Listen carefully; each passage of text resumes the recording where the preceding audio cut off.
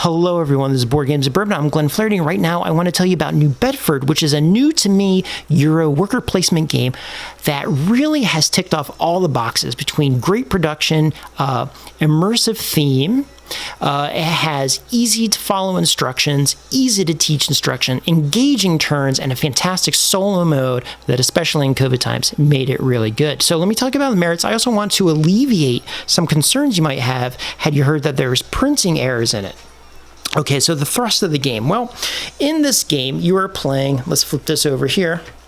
You are playing as sea captain. So you're going to get this little placard here. You're going to get goods in the game and you're going to be fishing whales, okay? What you're going to do is you're going to go to town, and this town has things like this. It says you can get lumber and food for your sailors and brick, and you can sell them here. You can buy them at different locations, and you start with only the center placard, okay?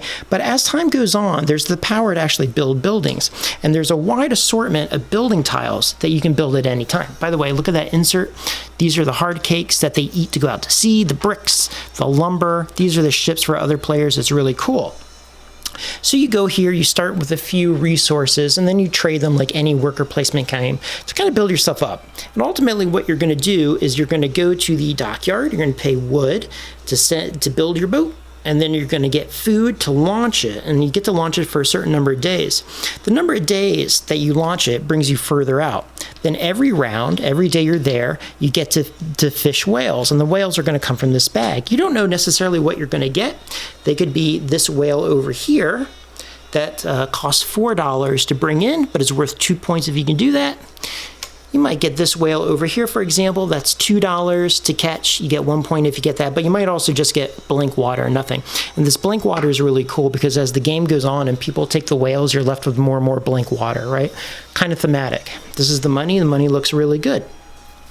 And what's going to happen is you're going to discover there's many ways to play this game and many paths to victory, because there's a really cool mechanic where as you go out to sea, you catch everything that you can. When your boat finally returns to port, where it says return right here, you have to buy it. If you cannot buy your whales for points and put it on your board, you can sell it to the market for $1, I believe it is, okay? Or half price, something along those lines. And then everyone else gets a chance to buy it, meaning they have a chance to take your labor and to turn it into their points.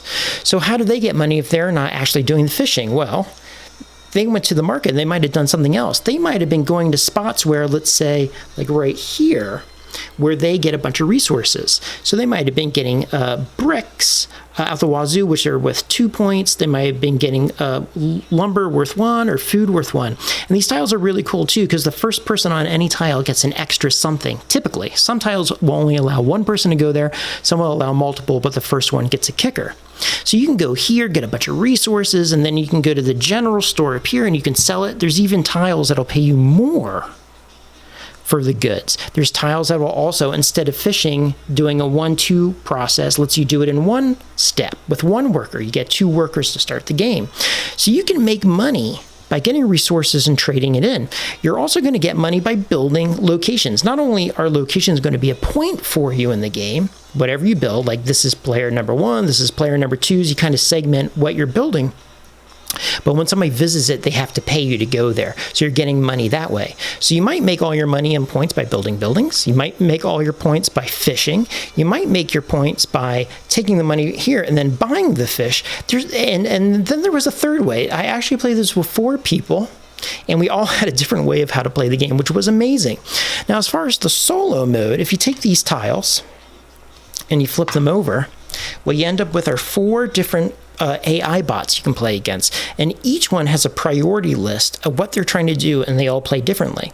They also have this little round thing here that determines what their priority is on any turn. So let's just say we start here, we roll this weighted die, it has 1s, 2s, and 3s. This says 1, it'll move up 1 tick. maybe it'll move up 2 tick. And wherever it lands is its priority. Like if it lands here, it wants to go to a building. If it goes here, it wants to go to a lumber spot that's most advantageous. Here, it'll produce money or brick or something along those lines. Okay, if there's a tie, you just go down this priority list. And then there's a final specialty in the final round for each one. So when you're playing solo, you can play a 2-person game, you against 1 captain, you against all 4 captains. You can play this against other people. You can also play it against other people and an AI captain if you wanted full count. There's also an expansion to play against 5 people and more buildings, which is really cool. And to alleviate the concerns about misprints, the rules are very easy, but they could use some clarity, right? I did have to ask a question, which was namely that the spots on these cards do not limit what you catch. Like 1, 1, and 1, or 1, 1, and 1. It actually is just to help organize. So you can catch a right whale, that says, but you can catch as many right whales as you want. You're not limited to 1 and 1. That was one of my questions. But there's also a concern about misprints. And the problem was when I went on websites, they would show the first printing no matter where I went. And I even wrote the publisher. I said, hey, if I order this, am I going to get the first print with the error? And they said yes. The website said yes. But anyway, I already ordered it. When it came, it was actually the second printing. So I kind of want to tell you that your chances are, even regardless of what the website or the publisher says, you're probably going to get the second printing because it's been a couple years. But no worries, because I told the publisher that I ordered it, and even though I got the error-free copy, they sent me all the corrections anyway because they're wonderful people. So anyway, that is New Bedford, a really great worker placement game. You can play solo or multiplayer or a mix of the two.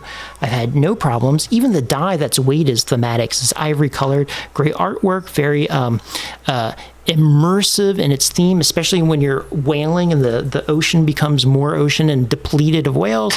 Really great bits here that look really good, feel good in the hand, very tactile, a wonderful organizing holder here.